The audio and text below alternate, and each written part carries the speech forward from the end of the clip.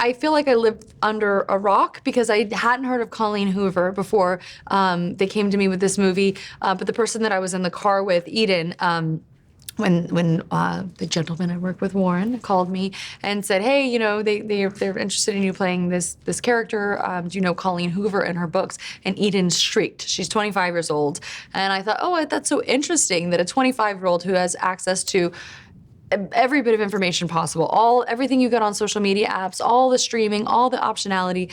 You know, here's this name of this writer that cut through. That was interesting to me because, like, you know, in older generations, you know, everybody was listening to the same radio shows, you know, watching the same 30 channels. So now when the whole world is open to you, for a name to cut through like that to a younger generation really made me perk up. And then when he said the name of the book, she's like shrieked. And I was like, "Are you a fan of this book?" She was like, "I've read her other books. I don't know that book, but that is the book that all of my friends are obsessed with. Everyone knows that." So she hadn't even read the book, but she shrieked when she heard the name. And then I ended up going to a local bookstore like an hour later in this tiny town, and the windows were just covered in Colleen Hoover, Colleen Hoover, Colleen Hoover, Colleen Hoover. And I thought, okay, I feel like the universe is trying to tell me something. So I read the script that night, and I just so fell in love with Lily, and I just wanted to tell her story so much, so many different ways where she could be portrayed, and her emotional roadmap was so strong and so potent. And what was important to me for Lily is that she didn't come into it from a delicate place, that she didn't come into it as somebody who was super vulnerable or susceptible to someone coming in and overwhelming her and traumatizing her, that she came in with real spice and sass and agency, and she had both feet on the ground and her head screwed on tight. And, you know, she's full of like levity and life and humor, but she's also a little jaded given what she's experienced in her life. And she's open and vulnerable. She has all of those colors, but she's not a delicate flower. She's not a wilting lily. She is a strong, empowered woman. So she's someone that you would look at and go, well, especially given her history, you know, she comes from a family that, you know, a childhood that has some trauma in it, and you see her say, well, that's never going to be me, and then you meet her as an adult and go, yeah, she means it. She knows what to look out for. She's not going to repeat those patterns. And then when she does, it's that much more devastating, and it shows that this could happen to anyone, and it does. Like, you know, I think that oftentimes when I think of films that have portrayed, you know, I mean, we'll call it what it is. It's you know, violence against women. They often paint a picture that's a bit more black and white, where this person is clearly the villain and this woman is clearly the victim, and you could see, like, how could she possibly experience that at this person's hands?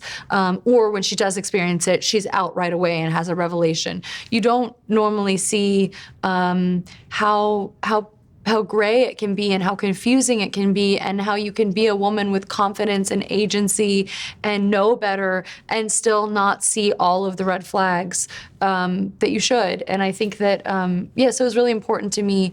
I felt once I read Lily's story, I wanted to tell it because I wanted to make sure that you meet her at a place where she doesn't feel overly vulnerable or delicate, or like the perfect picture of femininity. And, you know, Ryle's the perfect picture of like dominance and masculinity, and he's going to take her on this wild ride and she's going to be swept away. Like, it was important for me for her to sweep him off his feet, as much as, if not more, for him to sweep him off hers. And I felt like creating, like, leveling that playing field and making that feel more equal makes the relationship feel even more confusing when it goes off kilter, because she believes in the equality of their partnership and their strength as individuals and together.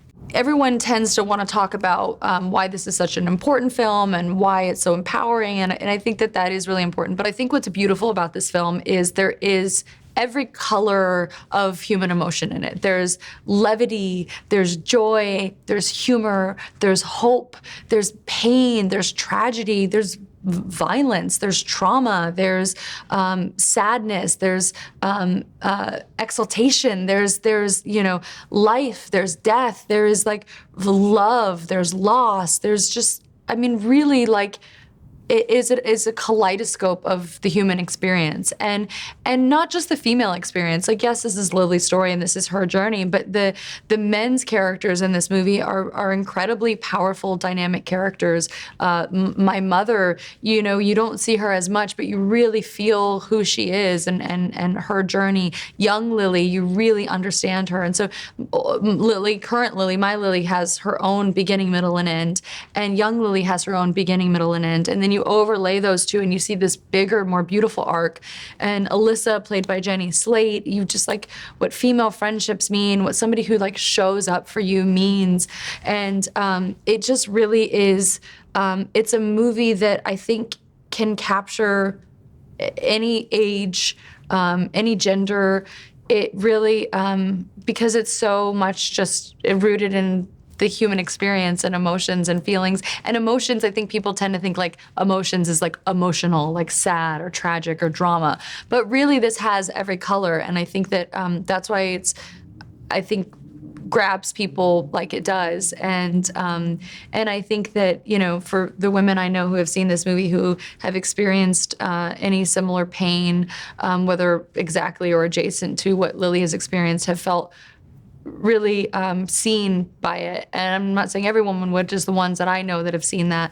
And I also think what they've said to me is I want young women to see this, or women of all ages to see this, to know that A, they're not alone, and B, you can get out. And it feels so hard to get out. It feels impossible to get out.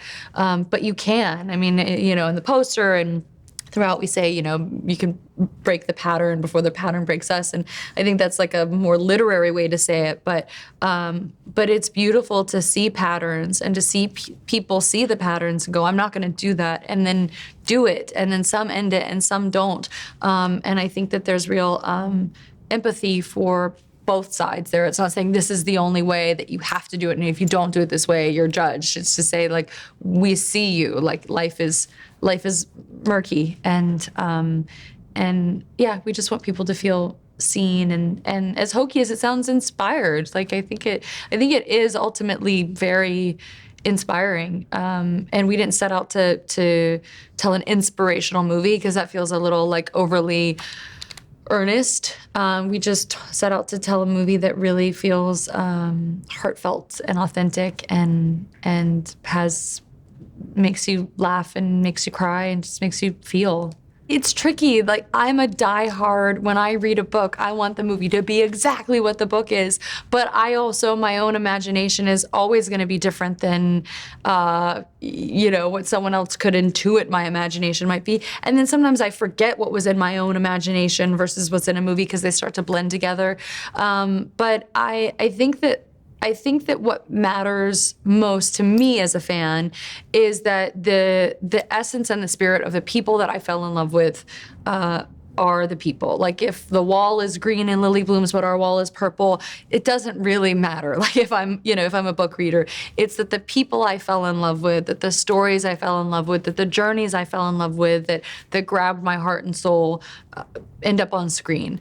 And I really think that they do, and I think that even if it's not in the way that maybe in your imagination when you read the book, it may be exactly, but even if it isn't, I think the journey that ends up on screen is really beautiful.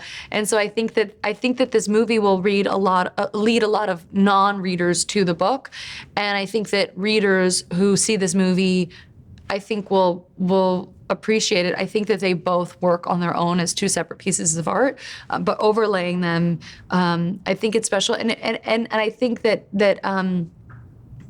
that's because Colleen was a very important part of this. Once the movie was made and it came time to, editing it and making sure that the finished product was felt like it honored her story that she wrote, and it honored the fans. She was very protective of the fans and their experience, and capturing the heart and soul and the essence and even details were really important to her. So she really had an advocate for the fans really had an advocate for them in Colleen in the post-production process. So my favorite set, I mean, it was definitely Lily Bloom's. That set is so beautiful. It looks nothing like this set, but this one is so beautiful too. And that's what I think is special. I mean, we talked about it at another time with Colleen, is that like everyone has a different vision or interpretation of what that is. And that's what I love. Like, I'm actually thrilled that this set isn't an exact replica of that one, because every reader had a different Lily Bloom's in their head. And I hope that we get to continue to have different Lily Bloom's pop-ups here and there, because there's going to be a different take on her creativity and who she is, and I want people to take Lily and overlay them into her life, the things that they love about her, and because I took some from Lily. Like, I really do love her. So I loved her set. I love Lily Bloom's. When we went in there, the wallpaper was this beautiful, I think it was Morris & Co. wallpaper, and they were like, oh yeah, so this is the decrepit French brasserie, and then we're going to paint over it. And I was like, oh God, no, we can't paint over it. And they were like, well, this paint company's giving us money for the movie if we need it, because it was a very small budget movie. And we were like, okay, let's paint one wall, but can you leave this falling apart wallpaper? Because that's what Lily does, is she sees something that may be broken, and she highlights the value in it. She can say, no, we can emphasize this beauty. We don't need to cover what's broken. We need to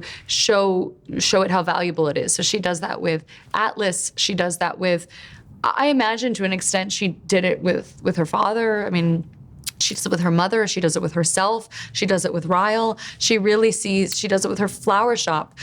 So she sees the beauty in something that, others may cast aside or think is tarnished.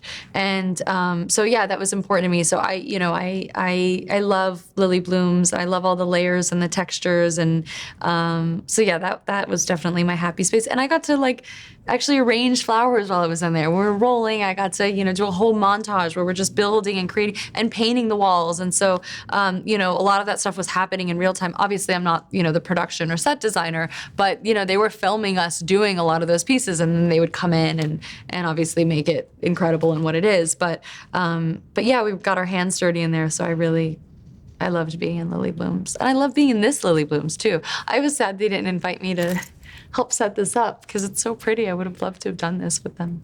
Lily is very different than me. Her story is different than me. Yet at the same time, I brought more of myself to this movie than I ever have before. And I think that comes from probably a few things. I've been doing this for a long time, and when you start acting, you're, for some people out the gate are amazing. Like Isabella, who plays young Lily, I can't believe this is her first movie. She's just incredible in this. But that wasn't my experience. My experience is I was shy and nervous and didn't really, know what people wanted of me, and, was supposed to bring a bit of myself to the table, but also be a different character. And it's, the more I work and the more I study my favorite actors, and I don't mean study in a studio sense, just watching movies and saying oh, I love watching Katharine Hepburn. I love watching Jimmy Stewart. There are people I love watching, yes, everyone talks about Meryl Streep, but for a reason, or Tom Hanks. And as much as they all disappear into their characters, you always feel Jimmy Stewart in a Jimmy Stewart movie. You always feel Meryl Streep. You always feel Katharine Hepburn. So my favorite people to watch are the people who always bring themselves, all of their most sparkly self to the table, and then overlay a character on top of that, versus completely hiding themselves. And it's incredible when people hide themselves and do transformations. But for me, what I end up being drawn to is that's what I want to watch, because I find more joy in that, and or the most joy in that. I mean, I also find joy in watching people transform, but for me, I see that as something I love to watch. So I thought, well, that's something I want to do. And I think that I'm a very shy person. I'm a very private person. And so I've never really wanted to put much of my personality into a character. You always get sprinkles of it, I'll look like my character or dress like my character, but you don't really see a lot of me in the character. And I think that more than any movie I've ever done. Like, Lily is such a ball buster. I am rotten to the core when it comes to that. Like, I am very, like, if I'm not busting your balls, then you should be worried. Then I'm mad at you. Then I don't love you.